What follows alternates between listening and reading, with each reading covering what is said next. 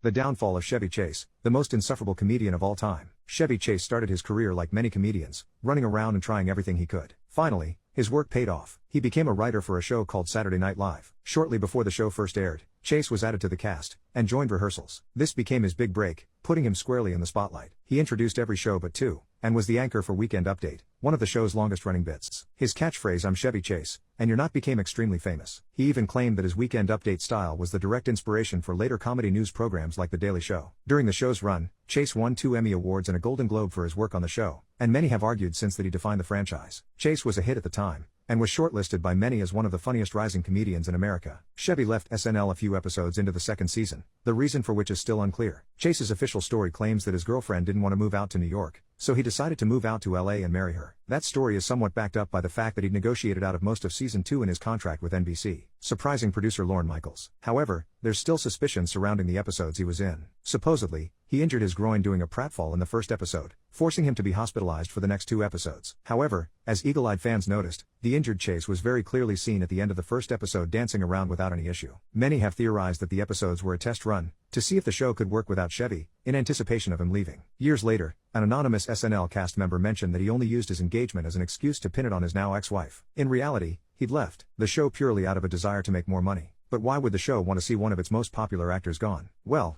as it would later come out, Chase was a massive pain to work with. Egotistical, cruel, and petty, he burned a lot of bridges with his fellow cast members, as well as producer Lorne Michaels. When he returned to host in season 3, Chase reported the atmosphere felt poisoned against him, and he certainly didn't help himself by ordering people around, and trying to reclaim his spot on Weekend Update, all while using a frankly terrifying amount of substances. Bill Murray, Chase's replacement, was antagonistic towards him, telling Chase frankly that no one there liked him, leading to a shouting match. Murray then told Chase, "Go F your wife, she needs it." All of this culminated into Chase hunting Murray down minutes before the show, and challenging him to a fist fight. If you look closely at Chase's monologue, you can see some marks on his face from where Murray hurt him. Chase would go on to host 8 more times, racking up more and more problems every time. He'd harass female writers, make cruel jokes, like telling an openly gay cast member he should do a sketch about dying from AIDS, and generally just be a jerk to everyone involved. This came to a head in 1997, when he slapped Sherry O'Terry hard in the back of the head, causing a furious Will Ferrell to bring the issue to Lorne Michaels, who banned Chase from the show. Chase was the 12th person to be banned from SNL, and the only former cast member to ever be banned from hosting. Although he's made a few guest appearances on SNL since, they're kept few and far between,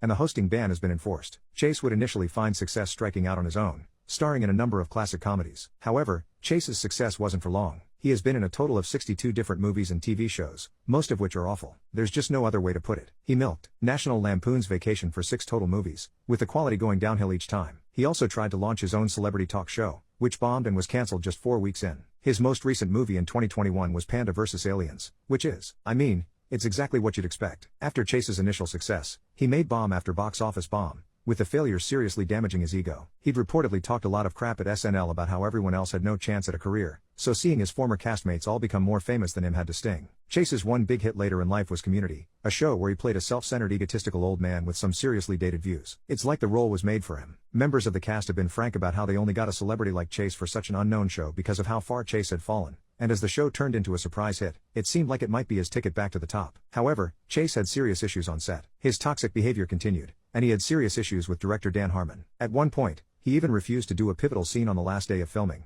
which required scrapping the entire scene. Harmon then made fun of Chase at the wrap party, playing some of the angry voicemails Chase had left him. Chase then left another angry voicemail, which Harmon played at a live event. Eventually, Chase was forced to leave the show after yelling the N-word during a heated argument on set. Later, co-star Donald Glover would confirm that Chase would make frequent prejudicial jokes or insults between scenes, trying to get Glover to crack or perform poorly. The behavior that cost Chevy both SNL and Community was present throughout his entire career and frankly, his personal life too. It'd take too long to go through every single instance, but some include: Chris Columbus quit directing National Lampoon's Vacation before a single day of filming, because he had one dinner with Chevy where he was treated like dirt. On the cast of Community, he told a female cast member, "I want to live you and rape you." His wife Jacqueline Carlin divorced him after just over a year, due to him making rape threats against her. During a stunt in Three Amigos, Chase made a joke about director John Landis's lax safety precautions after his last film. The film in question? The Twilight Zone, where a stunt gone wrong unalived a man and 2 children. Kevin Smith met with him to discuss relaunching the popular Fletch series, where Chevy went on to claim he invented every funny thing that ever happened in the history of not just comedy, but also the known world. That one lunch ended any possibility of the series. Rob Hubel,